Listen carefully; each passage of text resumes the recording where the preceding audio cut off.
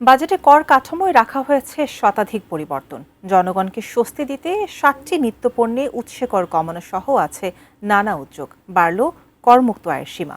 তবে সরকারের বাজেট পরিকল্পনা বাস্তবায়নে জাতীয় রাজস্ব বোর্ড এনবিআরকে আদায় করতে হবে ৬,০৪,০০০ কোটি টাকার রাজস্ব। মাহাদি সেকেন্দারের রিপোর্ট।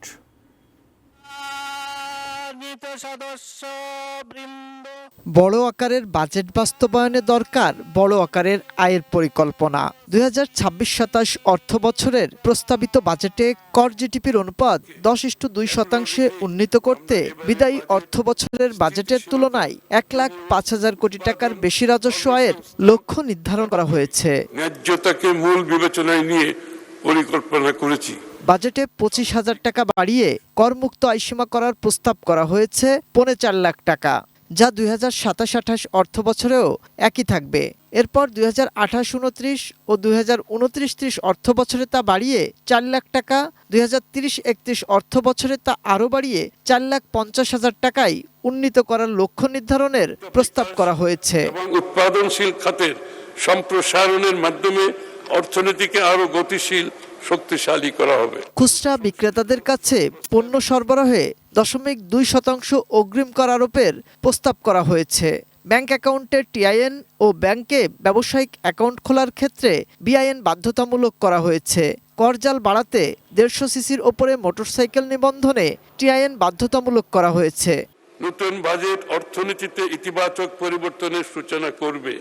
বাজেটের রাজস্ব লক্ষ্যমাত্রা পূরণে জাতীয় রাজস্ব বোর্ড এনবিআরকে সাধারণ মানুষকে চাপে ফেলে পরোক্ষ কর ভ্যাট থেকে আদায় করতে হবে সবচেয়ে বেশি, যার পরিমাণ ২,২৩,৪৮০ কোটি টাকা। চলতি অর্থবছর এ খাতে আদায়ের লক্ষ্যমাত্রা ছিল ১,৮৪,৬৩০ কোটি টাকা। বাজেটে রাজস্ব আদায় লক্ষ্যমাত্রা বেড়েছে আয়কর ও ভ্রমণ খাতে। নতুন অর্থ বছরে এই খাত থেকে ৩৭% বা ২,২৩,৪৮০ কোটি টাকা আয় করতে চায় এনবিআর। চলতি অর্থ বছরে যা ছিল ১,৭৫,৭৩০ কোটি টাকা। আমদানি ও রপ্তানি খাতে শুল্ক বাবদ এনবিআরকে আয় করতে হবে ১,৫৭,০০০ কোটি টাকার বেশি, যা চলতি অর্থ বছরের লক্ষ্যমাত্রার তুলনায় ২৭,৩০০ কোটি টাকা বেশি।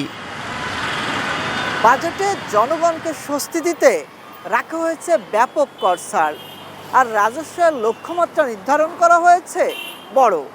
এ দুয়ের সমীকরণে রাজস্বের লক্ষ্যমাত্রা কতটা পূরণ সম্ভব সে প্রশ্ন থেকেই যায়। মাহাদি সেকেন্দার, এটিএন নিউজ, ঢাকা।